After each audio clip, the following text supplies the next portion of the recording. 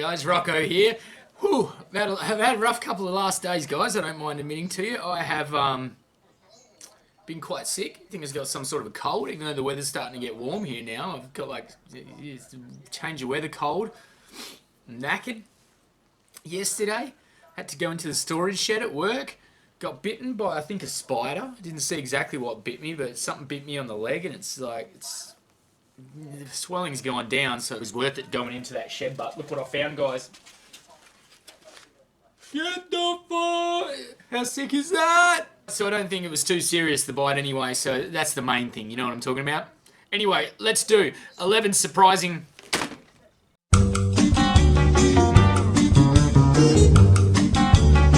Another reason on the Sergeant Rocco's list to do 11 surprising facts part 2 about Sikhism is a lot of you guys commenting said you can't get it all in one video. So FTD have answered your call, and here we go. You ready, guys? Seriously? You expecting me to swear then? It's not going to happen. Let's do it!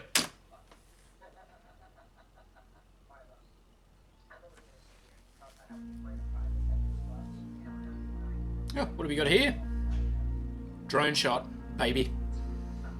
Oh. Despite being one of the largest religions in the world, Sikhism remains largely unknown and almost mysterious in many parts of the world. So everyone gets their This back lack up of when you talk about it. understanding and knowledge has created many stereotypes pertaining to the Sikh religion. So hopefully I'll clear some of that up in this episode. Welcome back to another FTD Facts video. I'm Leroy Kenton, and I had no idea that our first episode on Sikhism would get so much attention.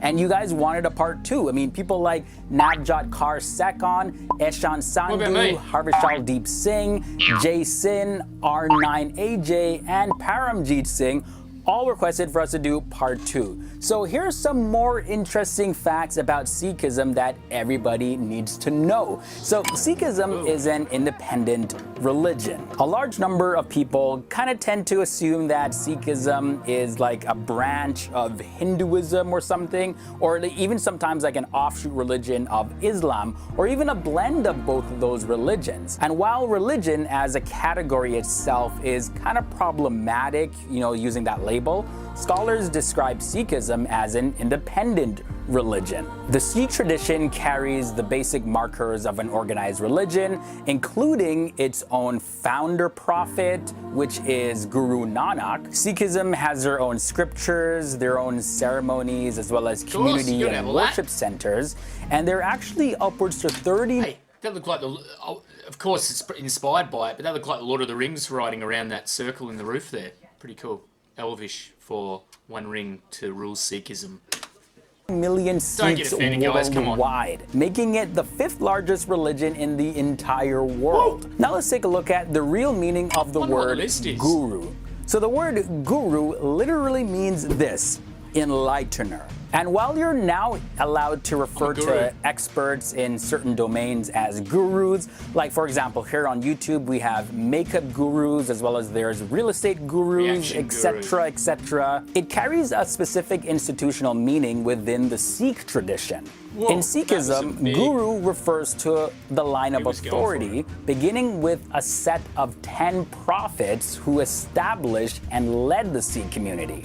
The first of these, Guru Nanak, was born back in the year 1469 CE, and the 10th in his line, Guru Gobind Singh, passed away in 1708 CE. And before he passed, Guru Gobind Singh passed the leadership to joint entities, the Guru Granth Sahib, which are the scriptures, and the Guru Khalsa Panth, which is a community of initiated Sikhs. Now I talk a little bit more about that in part 1, and Sikhs revered these two occupying the throne of the Guru for eternity. And as I mentioned, for more information, what's that fuck? The gurus, you got to check out part 1. The info that I share in this episode will make a lot more sense if you watch part 1 first. So I have the link to that down below, and trust me, you're going to learn a lot. You'll really like that one. Moving on now, the Guru Granth Sahib is actually a unique scripture. Now, the authority given to the religious text of the Sikhs, it certainly makes it stand out from other scriptural texts of other world religions. This is because the Guru Granth Sahib was compiled by the Sikh gurus themselves and is largely made up of writings composed by the gurus themselves. This collection also includes the devotional writings of other religious figures, including Muslim Sufis as well as Hindu Bhaktas. The Guru Granth Sahib is made up entirely of devotional poetry, most of which is set to music. And now these writings are primarily about divine experiences as well as wisdom on religious brotherhood. And these writings have played a central... Wait, guys, seriously. Sorry to stop it for no reason, really, in particular. Whew. I'm having a hard time focusing, eh? I'm feeling crook as. All right. Please forgive me for anything that I don't take in that I should. Or just say, Rocco, wait till you're well. Role in the Sikh practice since the time of Guru Nanak. And the life of every Sikh has both a personal and pantheistic or communal element. For a devout Sikh, the secular life, Miri, incorporates standards of spiritual living, Piri. Now, moving on now, the Sikh way of life follows Gurmat, which refers to the wisdom and beliefs that... Hey dudes, what's the deal with the top knot? You know what I mean? The front knot.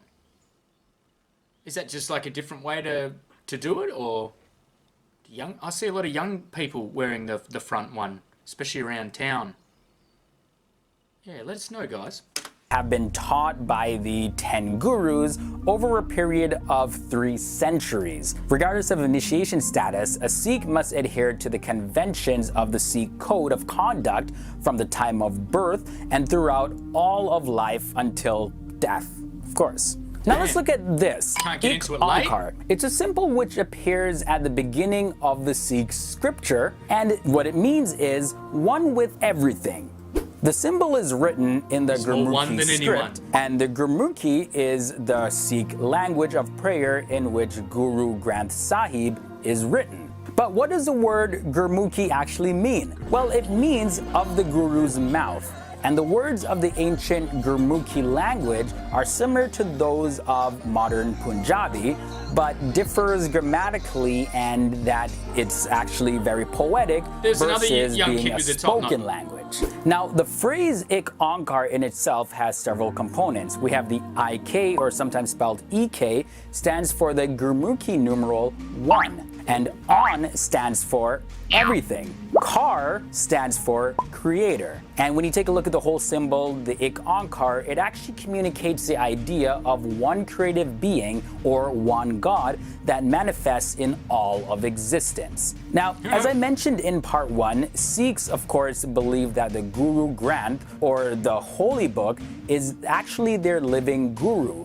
And the Hukam is actually a verse selected at random from the Guru Granth and is considered a divine command. The point of reading the Hukam is so that Sikhs may understand that their guru has a will and that they need to align themselves with it. And when they do that, they're actually aligning themselves with the will of God. Now we look at the word Nishan.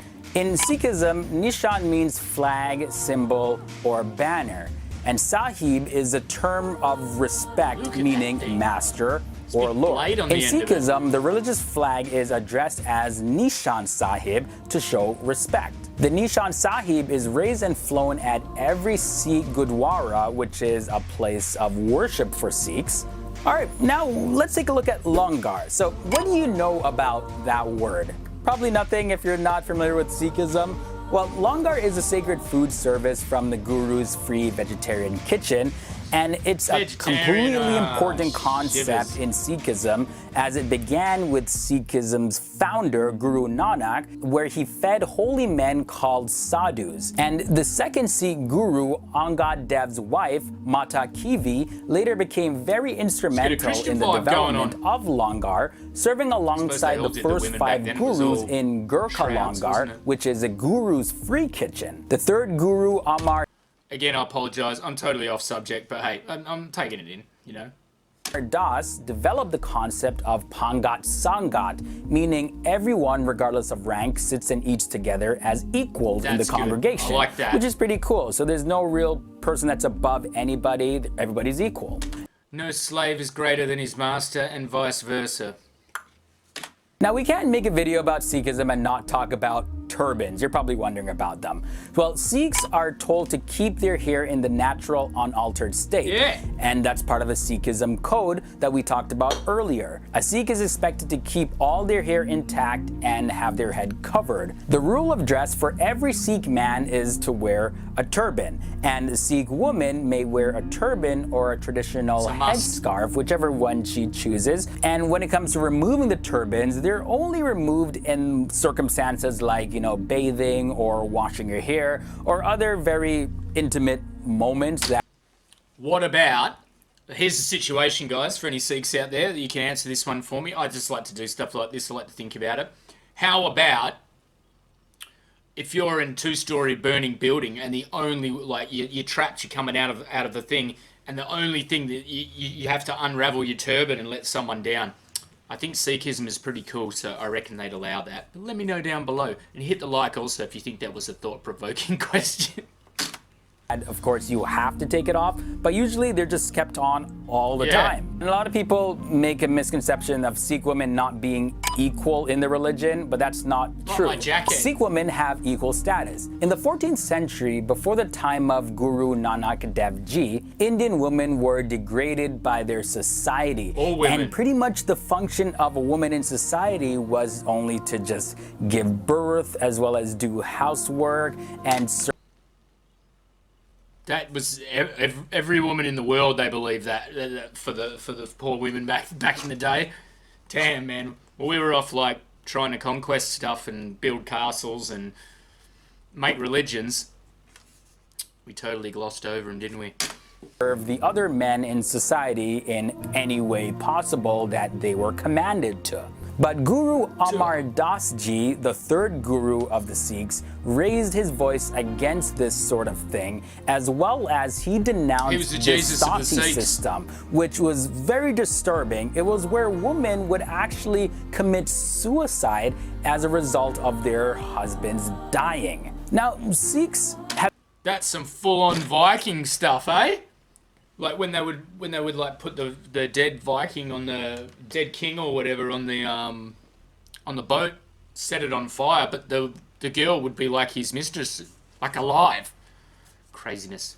Have made huge contributions to America. Now, get this, because this is very important. From the time of their arrival in the late 1800s, Sikh men as well as women have been making notable contributions into the development of American society. Early immigrants that settled in the western frontier played a major role in building America's railroads. Oh, yeah. Sikh Americans like Bhagat Sikh Thind served in the U.S. military during the World Wars, and the first Asian American congressman was that photo of the lady next to him. It's like everyone's grandma looks like that in old photos. Wow, that just look like my grandma, I'm telling you. Sikh American elected to office in 1957. Did you know that fiber optics was made by a Sikh American? Nice. As well as Sikh American women continued to make diverse contributions, such as Grammy-winning artist Snatam Kaur and commercial airline pilot Arpinder Kaur. Now there you have it, guys. That was your facts about Sikhism part 2. I hope it cleared up a lot of misunderstandings of Sikhism. And in this culturally diverse world, we hope to share facts to you viewers that allow you to gain some insight to see exactly where people are coming from, so that we can just understand people and do our best to live in unity. I tell you what, if all the kids getting around in these big yellow with if they're yellow turbans and that, they should make them compulsory at school, mate. There would be a lot less traffic accidents and stuff involving, people wearing those sort of colours. It's very high vis. I like it.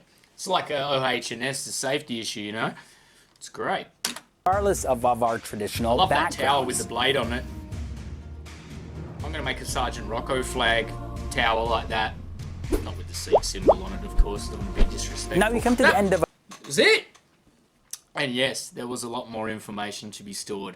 I really, really, really think that it looks like all the religions back in the day, the people that broke out in the religion, or the next gurus, or the next prophets, or the next messiahs, or whatever it is.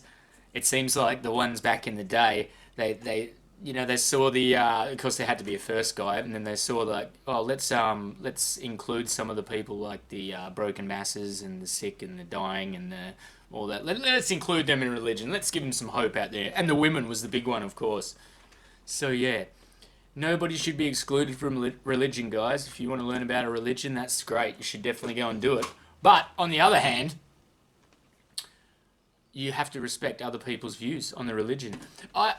Because I'm just the type of person that would never go out and just like if I'm having a discussion with someone about Sikhism, or Christianity or whatever, and they'll be like, oh, this is a bunch of fairy tales. Like, I wouldn't say that to someone when I was having a conversation about them, because you got to respect people's beliefs. That's just how it is.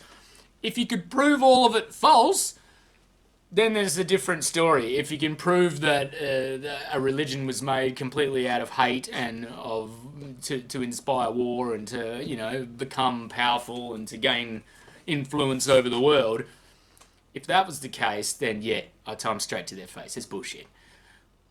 Damn, I swore. Oh, well, it's after it. It's got nothing to do with Sikhism, guys. I tried. I'm sick.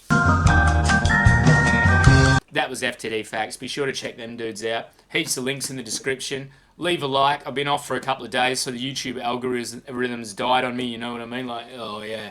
It's practically like I never had a channel. I think I got a trailer reaction to do now. We got a new Stephen King movie coming out, guys. Stay tuned for that one, and I'll see you for the next one, guys. Is that like a bit of hair that just got on my neck? Oh, God. Sick!